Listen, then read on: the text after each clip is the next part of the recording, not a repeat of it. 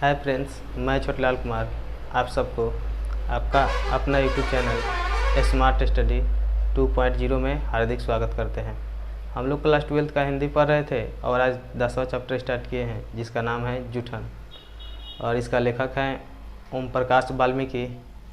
तो यह जो कहानी है वह वाल्मीकि जी के जीवनी के ही कुछ अंश को लिया गया है और अपने जीवनी के कुछ अंश को उन्होंने इसमें वर्णन किया है, उसी के बारे में पढ़ना है। तो सबसे पहले हम लोग वाल्मीकि जी के बारे में जानेंगे क्योंकि लेखक के बारे में ऑब्जेक्टिव प्रश्न पूछ लेता है। तो हम यहाँ लिख दिए हैं 12 हिंदी पाठ 10 है जिसका नाम है जूठन और इसका लेखक हैं ओम प्रकाश वाल्मीकि। तो इन्हीं का यह जो है आत्मकथा है उसी के बारे में पढ़ना है। इनका जन्म जो हुआ था 30 जून 1950 में हुआ था। जन्म स्थान यहाँ लिख दिए हैं बारला मुजफ्फरनगर उत्तर प्रदेश में और इनका मृत्यु जो हुआ था 17 नवंबर 2013 में। माता का नाम मकुंदी देवी और पिता का नाम छोटन लाल हैं। इसमें इनके जीवनी में जो भी प्रमुख पात्र के बारे में इन्होंने वर्णन किया है या अपने रिलेटेड जो भी अपने माता पिता भाभी चाचा अब अपने जीवनी को ही लिखेगा तो अपने आसपास का जो भी आदमी है उन्हीं के बारे में वर्णन करेगा और अपने क्रियाकलापों के बारे में वर्णन करेगा, अपने स्थिति के बारे में वर्णन करेगा। तो इसमें जो भी पात्र हैं उसका नाम लिख दिए हैं। ये तो वाल्मीकि जी के आत्मकथा हैं तो वो तो स्वयं इसमें का प्रमुख पात्र होकबे करेंगे। वाल्मीकि जी, इनका बचपन का नाम मुंशी था और ये जाते हैं पढ़ने के लिए फर्स्ट बार कलीराम मास्टर के स्कूल में, तो वो भी एक प्रमुख पात्र हैं। सुखदेव सिंह त्यागी, जिसके घर में इनके जो बड़े भाई हैं वह तगाऊ के काम करते थे, यानी कि मवेशी के गोबर उबर निकालना ये सब के काम करते थे। इनके घर में सुखदेव सिंह त्यागी के सुरेंद्र सिंह और लेखक के भैया भाभी बहन चाचा इत्यादि के बारे में इसमें उल्लेख किया गया है।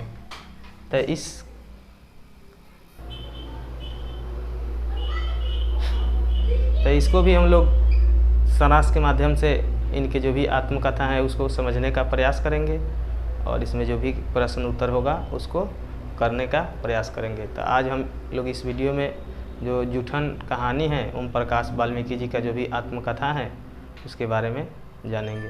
तो ये जो वाल्मीकि जी हैं एक दलित परिवार से बिलोंग करते थे और इन्होंने अपने आत्मकथा को लिखा है। तो प्रस्तुत जो पाठ हैं वह ओम प्रकाश वाल्मीकि जी का आत्मकथा का संपादित अंश है। इन्होंने इसमें दलित समाज के कथा वस्तु को प्रस्तुत किया है कि एक दलित जो समाज होता है या जो भी दलित में जन्म लेता है उसके पारिवारिक परिस्थिति और उसके आगे के भविष्य के लिए वो क्या कर सकता है, इसी के बारे में हम लोग जानेंगे। जो सवर्णों द्वारा दलितों पर अत्याचार किया जाता है उसी के बारे में हम लोग इसमें जानेंगे। तो प्रस्तुत जो यह आत्मकथा है जो सभ्य और स्वर्ण समाज के सामने कई असुविधाजनक पैदा करता है, यानी इन्होंने बहुत सारे इसमें सवाल भी किए हैं कि जो दलित परिवार रहता है उसकी क्या इस समाज में दुर्दशा होता है। लेखक बचपन में कलीराम मास्टर के स्कूल में पढ़ने के लिए जाते हैं, यानी लेखक जो ओम प्रकाश वाल्मीकि जी हैं वह बताते हैं कि जब हम कलीराम मास्टर के स्कूल में पढ़ने के लिए गए तो कलीराम मास्टर ने सबसे पहले मेरा नाम पूछा, मैंने अपने नाम बताया तो यह जानकर कि यह एक दलित परिवार से बिलोंग करता है इसलिए उन्होंने शीशम के दाढ़ी के झाड़ू बनाकर उन्होंने पूरे स्कूल के फील्ड को सफाई करने के लिए दे दिए। यानी कि वो बहुत उस समय छोटा थे, उनको इतना मतलब समर्थन नहीं था कि वह उतना बड़ा स्कूल के फील्ड को सफाई कर सके। फिर भी कलीराम मास्टर ने यह जानकर कि यह दलित परिवार से हैं इसलिए उन्होंने पूरे सफाई करने के लिए उसको दे दिए। और इसी तरह 3-4 दिन तक उससे 3-4 दिन गए थे, 3-4 दिन उनसे केवल स्कूल का सफाई ही करवाया जाता था। एक दिन उनके पिताजी स्कूल से गुजर रहे थे तो देखे कि जो मुंशी हैं, यानी कि वाल्मीकि जी का बचपन का नाम मुंशी था, तो उनके पिताजी देखे कि जो मुंशी हैं वह रो रो कर स्कूल साफ कर रहा है और गए। इन्होंने मास्टर से जब पूछा कि ऐसा आप क्यों करवा रहे हैं तो मास्टर ने इनको डांट फटकार कर भगा दिया। तो यही लेखक कहते हैं कि जो दलित समाज में हैं इसमें उसका कोई वैल्यू नहीं दिया जाता था। लेखक बताते हैं कि उनकी माँ मेहनत मजदूरी के साथ साथ किसी किसी के घर बर्तन सर्तन साफ करके अपने पारिवारिक परिस्थिति को चलाती थी। इनके जो भाई थे वो तगाओ के यहाँ काम करते थे। इनके भाभी और बहन भी माँ के जो काम करती थी बर्तन सर्तन मांजने का, उसमें हाथ बांटती थी।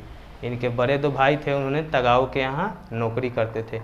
तगाओ का मतलब होता है जिसके यहाँ बहुत सारे मवेशी होता है, उसे तगाओ कहते हैं। और इनके भैया जो थे वो तगाओ के यहाँ काम करते थे, यानी कि भैंस का गाय का गोबर निकालना और पुआल उवाल डालना। सर्दी के मौसम में पुआल डालने का मतलब जैसे आप लोग ले सकते हैं, जैसे कि गाय भैंस का आदमी ठंडी में ओछरा लगाता है, उसी तरह वो सब साफ उफ करना। उसके बदले सिर्फ मिलता था तो 5 सेर अनाज। 5 सेर अनाज का मतलब हुआ कि 2.5 किलो अनाज केवल मिलता था। और साल भर एक तगाओ के यहाँ काम करने पर लगभग 25 सेर यानी कि 12 केजी अनाज मिलता था। और जो ये सफाई करते थे उनको जूहरे बोला जाता था, यानी लेखक ने इस अपनी आत्मकथा में जूहरे उल्लेख किया है। जैसे कि इनके भाई थे वह दूसरे के यहाँ मवेशी के गोबर उबर साफ करते थे, तो उन्हें भी हम जूहरे बोल सकते हैं। इस तरह ओम प्रकाश वाल्मीकि जी बताते हैं कि पिछले वर्ष में 9वीं कक्षा में पिछले बार मेरे निवास पर जो क्या नाम लिखे हैं यहाँ, सुखदेव सिंह त्यागी के बेटे जो हैं सुरेंद्र सिंह त्यागी, वह हमारे घर आए थे और माँ के हाथ के खाना खाकर वह बहुत प्रशंसा किए। मुझे याद है कि एक बार जो सुखदेव सिंह त्यागी हैं उनके लड़की की शादी थी और माँ ने उनके पूरे घर की सफाई की थी। पिताजी ने गांव-गांव से जो खटिया हैं वो सब एक जगह जुटाए थे, यानी कि बहुत पहले ये सब जनरेटर समयना वाला कारोबार नहीं था। शादी ब्याह होता था तो लोग पूरे गांव से जो चरपाई हैं वह मांग कर इकट्ठा करते थे, तो वहीं उनके पिताजी किए थे और माता जी थी वो पूरे घर की सफाई की थी। और शाम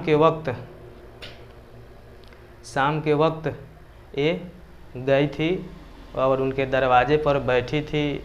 बोल रहे थे कि हम भी थे माँ के, और हमारी छोटी बहन माँ के गोद में लिपटी हुई सुखदेव सिंह त्यागी के दरवाजे पर इस आस में बैठे थे कि जो पकवाने बारात के लिए बन रहा है उसमें से हमें भी मिल जाए। लेकिन जब माँ ने कहा कि सुखदेव सिंह त्यागी से कि मालिक हम लोग के भी कुछ खाने के लिए दे दीजिए, तब जो सुखदेव सिंह त्यागी हैं वह जूठे पतलों की ओर इशारा करते हुए बोला कि अपनी औकात में रह जूहरी और ये पतले उठाकर और चली जा। उस समय ऐसा जूहरों की जो दलित समाज की स्थिति थी कि वह जिस बारात से जूठ उठ बच जाता था पतल में, उसको उठाकर वो सब ले जाते थे और ले जाने के बाद उन पूरियों को सुखा देते थे ताकि 10-12 दिन तक हम लोग खा सके। और जिस बारात में अधिक पुरिया या अधिक जूठ काठ मिल जाता था उस बारात का नाम भी होता था। और जूहरे लोग गुणगान भी करते थे, दलित जो उठाकर लाते थे उसे खाते थे, वो गुणगान भी करते थे कि इसके बारात में बहुत सारे जूठ मिल गए। इसीलिए इस कहानी के नाम जूठन रखा गया है, यानी कि वो सब प्रशंसा करते थे। जब सुखदेव सिंह त्यागी की तो होइएगा तो ओम प्रकाश जी बताते हैं कि जब मैं 9वीं कक्षा में था उस समय हम लोग की स्थिति बहुत ख़राब थी। एक तगाओ के यहाँ एक बैल मर गया था, उसका खाल उतरना था। हमारे पापा जी भी नहीं थे, चाचा जी जाने को तैयार थे, लेकिन एक आदमी से खाल नहीं उतर सकता था। यानी जो लेखक ओम प्रकाश वाल्मीकि जी हैं यह बहुत दलित फैमिली से बिलोंग करते थे और इनके मालिक के यहाँ जो भी गाय भैंस मर जाता था उसको उठाकर हटाना इन लोगों को काम था और उसके खाल उतार कर बेचना इन लोगों का जो रोजगार था, यानी कि मजबूरी थी। तो यही कहते हैं जब मैं 9वीं कक्षा में था, एक हमारे तगाओ के यहाँ बैल मर गया था, उसके खाल उतारने के लिए घर पे कोई नहीं था, यानी इनके पापा जी कहीं गए थे। बोलते थे कि चाचा जी मेरे थे, लेकिन अकेले खाल उतारना संभव नहीं था। माँ ने हमें स्कूल से बुलाई, वह नहीं चाहती थी कि हमारे बेटा यहाँ काम करे, फिर भी मजबूरी थी। माँ ने हमें स्कूल से बुलाया और बोला कि तुम चाचा के साथ जाओ, बैल के खाल उतार लाओ। ये कहते हैं कि उस समय बैल के खाल जो हैं वह बाज़ार में लगभग 25 रुपया में बिक जाता था। या हम लोग की मजबूरी थी कि हम ये सब काम करते थे। ये बोलते हैं कि चाचा के साथ मैं गया, तगाऊ के यहाँ से बैल उठाकर और कंधे पर ले जाकर और खाल उतारने लगे। सबसे पहले तो चाचा जी खाल उतारे, लेकिन चाचा जी थक गए और बोले कि मुंशी तुम भी अब प्रयास कर लो, हमारी बस की बात नहीं है। लेखक बताते हैं कि मैं जिस दलदल से निकलना चाहता था मैं उसी दलदल में फंसा जा रहा था। मैंने भी चाचा की बात मानी और बैल का जो खाल है उसको उतार लिए। उतारने के बाद चाचा जी ने उसके एक गांठरी बनाई और लाद कर चल दिए। चलते चलते कुछ दूर जाने के बाद चाचा जी थक गए और बोले कि बेटा अब तुम भी कुछ दूर ले चलो। मैं नहीं चाहता था कि उस बैल के खाल लेकर हम चले।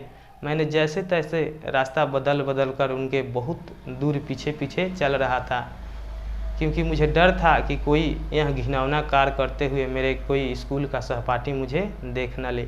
फिर भी मैं किसी तरह लेकर उसे घर पर पहुंचा। मैं बुरी तरह खून से मेरा जो कपड़ा है वह गंदा हो चुका था, पसीना से पूरा मैं भर गया था, मैं रोने रोने को था। तभी इस तरह करते हुए मैं घर पहुंच गया।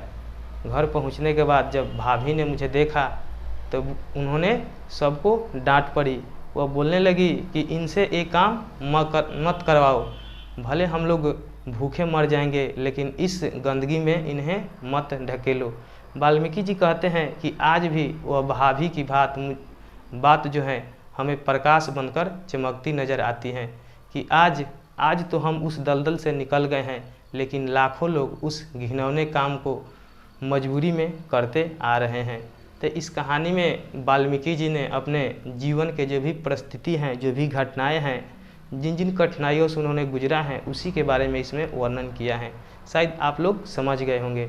इस वीडियो में बस यहीं तक। अगले वीडियो में हम लोग इसमें का जो भी प्रश्न उत्तर हैं उसको करने का प्रयास करेंगे। चलिए हमारे साथ बने रहिए, वीडियो को लाइक करिए, शेयर करिए और कमेंट करके ज़रूर बताइए कि यह वीडियो आप लोग को कैसा लगा, क्योंकि आपके लाइक कमेंट ही हमें मोटिवेट करता है कि हम आगे और वीडियो बना सके। वीडियो बनाने में बहुत मेहनत लगता है, आप लोग देखते ही होंगे, पंखा उंखा बंद करके बनाना पड़ता है। देखिए कितना पसीना हो रहा है।